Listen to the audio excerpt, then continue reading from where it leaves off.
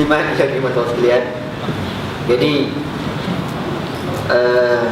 ialah macam saya katakan tadi, ada lagi satu duduk yang pertama tu, dan ceritanya lebih detail. Sebagai menghormati ilmu, saya tak nak baca lah, sebab kena ada rujukannya.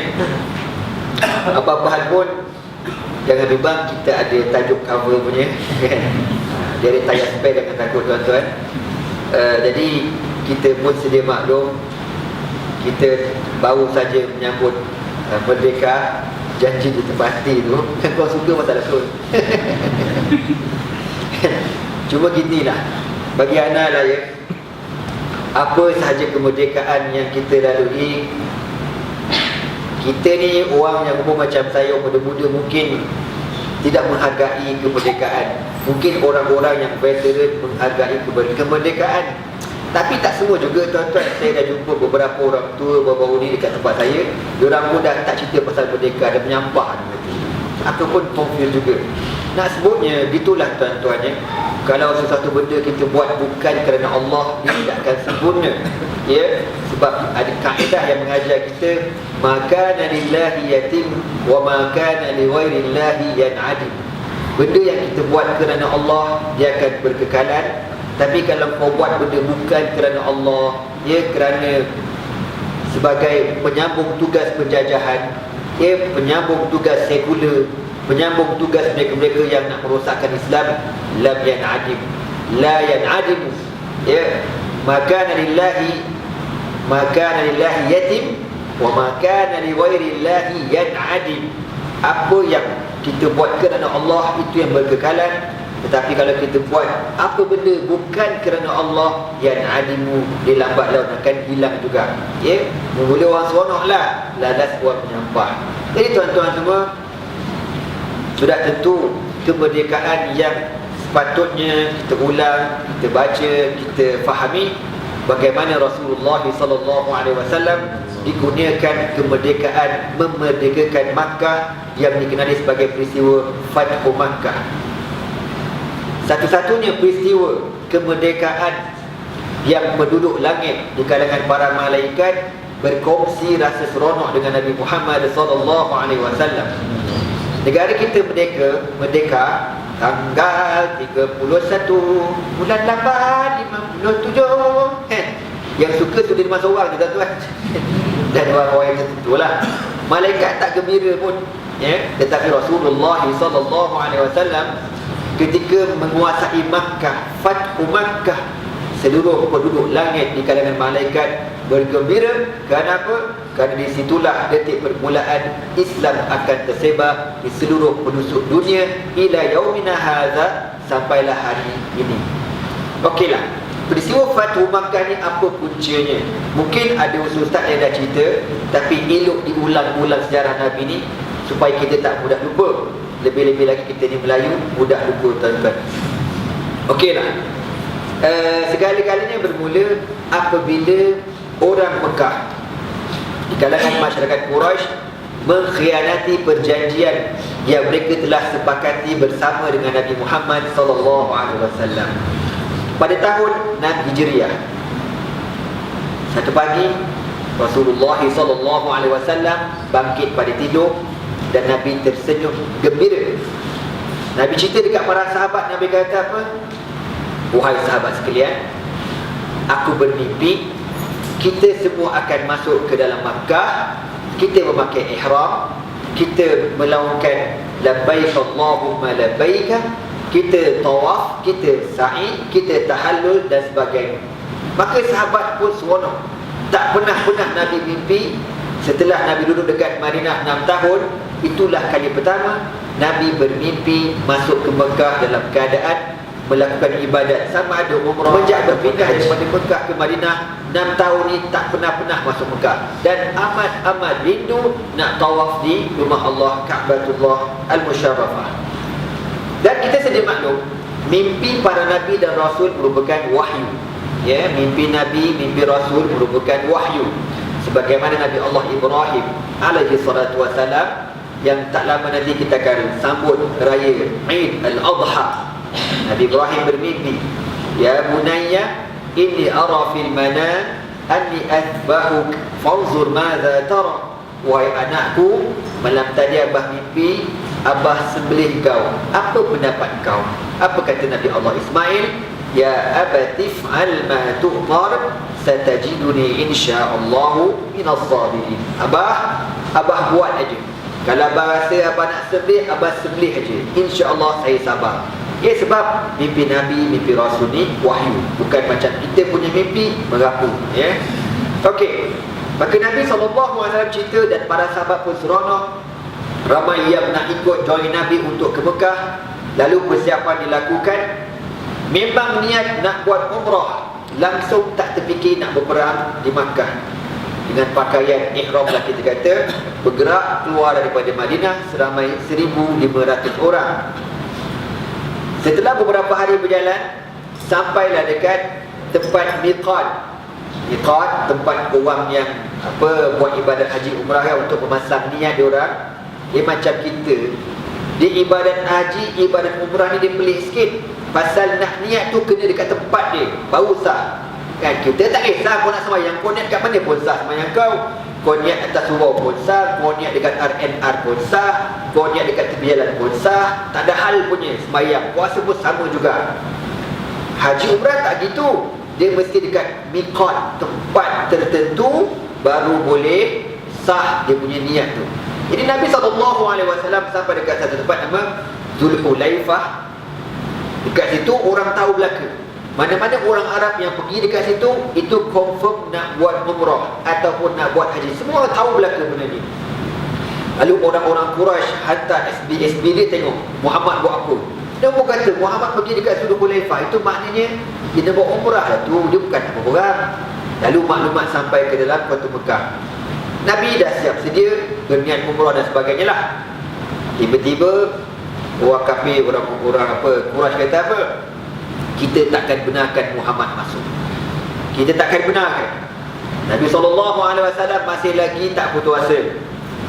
Buat rundingan, kita masuk nak buat umrah, bukan nak berperang. Dan kami letakkan senjata dalam bekas, makna dalam bonet unta. Makna kami bukan menggunakan senjata, bukan nak berperang. Dia orang tetap tak bagi. Rundingan tetap berjalan. Lalu Nabi SAW hantar Sayyidina Uthman bin Affan radhiyallahu ta'ala anhu untuk berunding. Sayyidina Uthman, sahabat Nabi yang mulia, satu-satunya sahabat Nabi yang menjadi menantu Nabi sebanyak 2 kali. Ya, yang pertama berkahwin dengan Sayyidatina Ruqayyah, dan yang kedua berkahwin dengan Ummu Kulthum radhiyallahu ta'ala anhuma setelah kematian kakaknya Ruqayyah. Okey. Dihantar Osman kat dalam. Dihantar Sayyidina Osman ni untuk berbincang. Sebab Sayyidina Osman ni ramai anak beranak dalam Mekah. Abu Sufyan tu semua anak beranak dia belaka. Ada yang Islam, ada yang kafir, ada yang lemah dan sebagainya kat dalam Mekah. Maka Nabi hantar dia supaya dia jadi jurucakap. Dia senang kauti dengan anak beranak. Setelah beberapa hari dihantar Osman, tak ada berita. Senyap aja. Nabi mula susah hati. Sahabat-sahabat pun susah hati juga. Apa cerita Osman ni? Cuba try call tak angkat tuan-tuan. Nombor yang ada dial tiada di dalam perkhidmatan. Sila cuba laikan dia Saban Harwaya. Sahabat kata apa hal pula ni? Kau cuba call tak ada. Kan? Tak adalah handphone tu bid'ah aku tambah je. Kan? Tapi tak ada berita daripada Osman. Apa cerita ni? Kan? Buka-buka Facebook pun tak nyala lampu hijau. Apa cerita ni? Susah hati. Nabi susah hati. Para sahabat semua susah hati belaka. Tengah-tengah susah hati, tiba-tiba dapat berita. Datang berita daripada Mekah mengatakan Osman telah dibunuh oleh orang-orang Quraisy. Allah, Osman telah dibunuh. Maka Nabi SAW kumpulkan 1,500 sahabat di sebatang pokok, membuat satu perjanjian dipanggil Bai'atu Ridwan, perjanjian Ridwan. Ya, perjanjian ini mereka redha segala ketentuan Allah dan Rasul, dan mereka berbai'ah untuk menuntut bela di atas kematian Uthman bin Affan radhiyallahu ta'ala anhu. Sahabat yang amat mulia, antara yang termulia di kalangan ashabu Rasulullah sallallahu alaihi wasallam. Abang kakak bayang orang punya mulia macam ni Syiah nyampah.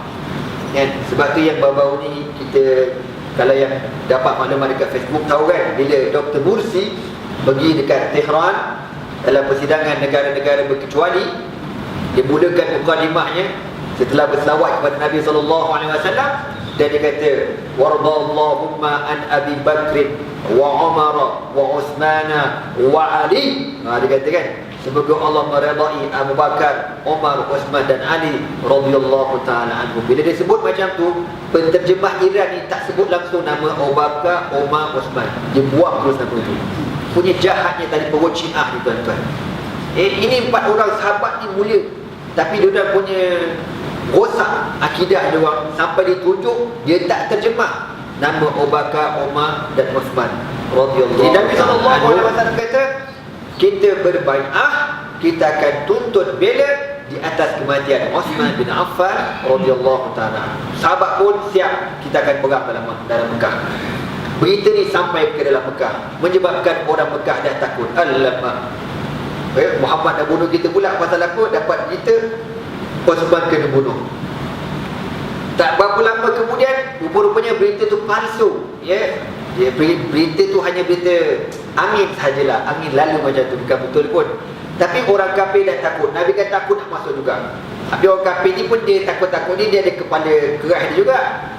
Maklumlah, 3 line, 4 line, double line, syaitan yang dikenali lah katakan, degil tuan-tuan, degil.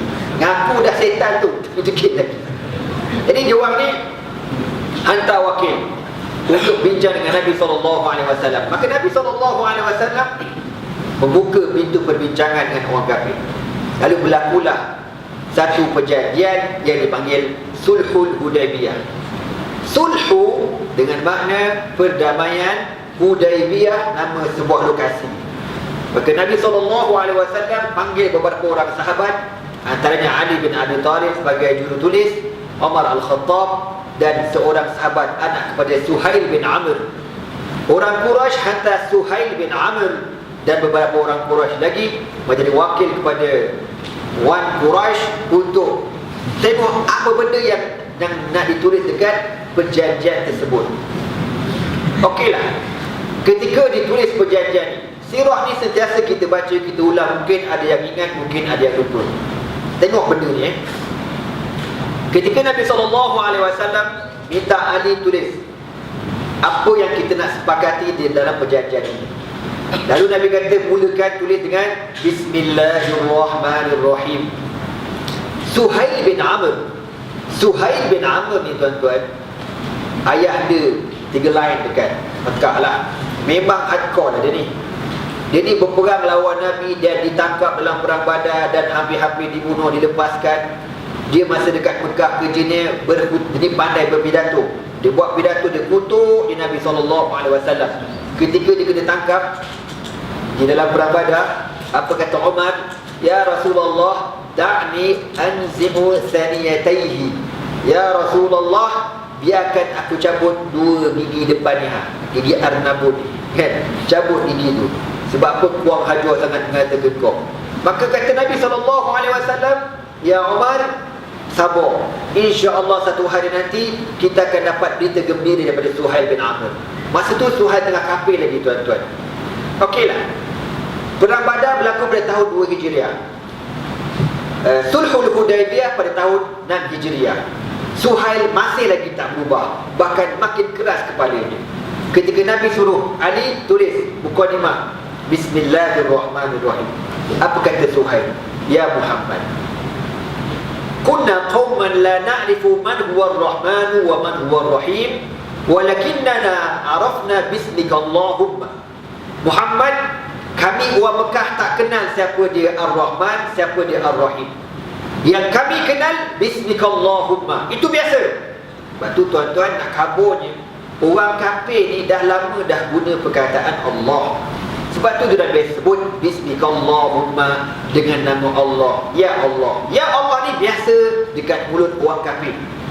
Cuma dia orang tak tahu Allah ni ada sifat 99 kan. Ar-Rahman, Ar-Rahim, Al-Malik. Dari waktu yang sama mereka mensyirikkan Allah Subhanahu Wa Taala. Jadi bila satu ketika dahulu kita kecoh pasal penggunaan nama Allah, sebenarnya orang kafir ni memang dah lama guna nama Allah. Cumanya kita kena jaga jangan diselewengkan penggunaan nama Allah Subhanahu wa taala. Apa kata Suhail? Wahai Muhammad, padam Ar-Rahman, padam Ar-Rahim, tulis bismikallahumma. Nabi kata dekat Ali, padam Ar-Rahman, padam Ar-Rahim, tulis bismikallahumma. Ali kata, mana boleh ya Rasulullah? Tulislah, kita kena pertahankan kalimah Allah di Ar-Rahman. Dan padam. Teknikal itu tak padam. Ali pun padam, kan? Tulis lagi. Hadza ma ahadahu alaihi Muhammadun Rasulullah sallallahu alaihi wasallam. Inilah perkara-perkara yang dipersetujui di atasnya oleh Muhammadun Rasulullah sallallahu alaihi wasallam. Sampai dekat perkataan Muhammadun Rasulullah, Suhail bin Amr action. Dia kata apa? Muhammad, sejak bila pula kita orang iktiraf kau Rasulullah, padam Rasulullah, tulis nama kau dan bapa kau, Muhammad bin Abdullah. Nabi kata, kenapa pula? Kalau kami iktiraf kau Rasulullah, kita tak berperang tau. Kita dah berperang beberapa. Badar, Uhud, Khandaq. Dengan Yahudi kita bersekali lawan kau. Dengan sebab kalimah Rasulullah. Kami tak beriman yang kau ni sebagai Rasulullah. Padam. Apa kata Nabi SAW? Ali, padam. Ali kata, aku tak nak padam. Silap gaya ada yang padam kejap lagi ni sekarang. Oh padam. Seng-seng lengan ni. Dia ada kena smackdown kejap lagi ni tak pasal. Kau patah tekuk kau kejap lagi. Nabi kata padam. Tak apa padam. Macam mana dia orang tak iktiraf aku Rasulullah, aku tetap Rasulullah. Moral of the story ni tuan-tuan. Faham tak kita pun? Bagaimana Nabi faham hati pun orang kafir. Orang kafir memang selama-lamanya takkan terima Islam, tuan-tuan. Nabi tak paksa. Tulis Rasulullah, aku Rasulullah, betul tak? Tak ada, aku tak iktiraf. Kau nak tak nak, tulis juga. Mak, keluarkan marang mak. Okey. Ada ni. Tak ada. Nak kabur inilah yang Allah kata, la ikraha fid din. Tidak ada paksaan dalam agama, khusus untuk orang kafir. Waktu kita dah cerita banyak kali, sampai nak muntah dah aku cerita. Kalau orang kafir tolak hudud, benda biasa bro. Pasal dia kafir bodoh. Ya laku ni. Dia kafir. Apa pasal kau pelik dia tolak hudud pasal dia kafir? Cina kan, jumpa dengan sembahyang kan sama juga, hukum sembahyang, hukum hudud sama je. Kenapa kau tak paksa orang Cina sembahyang? Okey, tu taklah reti mah, ini hari Jumaat tu pergi sembahyang. Tak lu gila ngah buat konton pun taklah sunat mah. Sembahyang pun tak sah, betul tak? Kau nak paksa orang kafir sembahyang boleh? Mana boleh? Tak boleh. Sumpalah kau nak paksa orang kafir terima hudud, mana boleh? Bulan puasa orang kafir makan selamba rock aja. Lu apa puasa makan lu dalam puasa? Ayah, gua dalam puasa mah. Gua tu puasa time belajar kompo aja buat puasa. Kan? Contohlah kan. Orang kafir tak, mana boleh kau puasa? Dia puasa. Amoy tak tutup aurat, pakai skirt, kau suruh pakai jubah. Ayah, lu mana boleh pakai ni macam mah. Nampak aurat mah, kau menasting mah. Kau suruh dia pakai tudung ke, pakai kain, kau gila pun. Jadi kafir, betul tak? Maka nak kaburnya, orang kafir tak wajib terima hukum Islam pasal dia kafir. Hukum Islam ni penghormatan bagi umat Rasulullah sallallahu alaihi wasallam. Betul Nabi tak heran. Nabi tak bising, Nabi tak panjangkan isu tu. Nabi kata pada majlis Rasulullah, tulis namaku Muhammad bin Abdullah. Settle masalah tuan-tuan. Jadi tak pelik orang kafir tolak Islam. Yang peliknya orang Melayu beragama Islam yang tak reti-reti bahasanya. Kan? Tak reti-reti, tak faham-faham. Kalau kita tengok dekat Facebook orang hantar jenayah kan, curi motor, tetak tangan orang, nak ragut, macam-macam. Dah punya banyak jenayah macam tu pun masih kita boleh kata, orang-orang tertentu boleh kata apa? Hudud tak sesuai lagi. Payah nak kata. Dia nak kena tak kepala dia boleh tahu. Okeylah.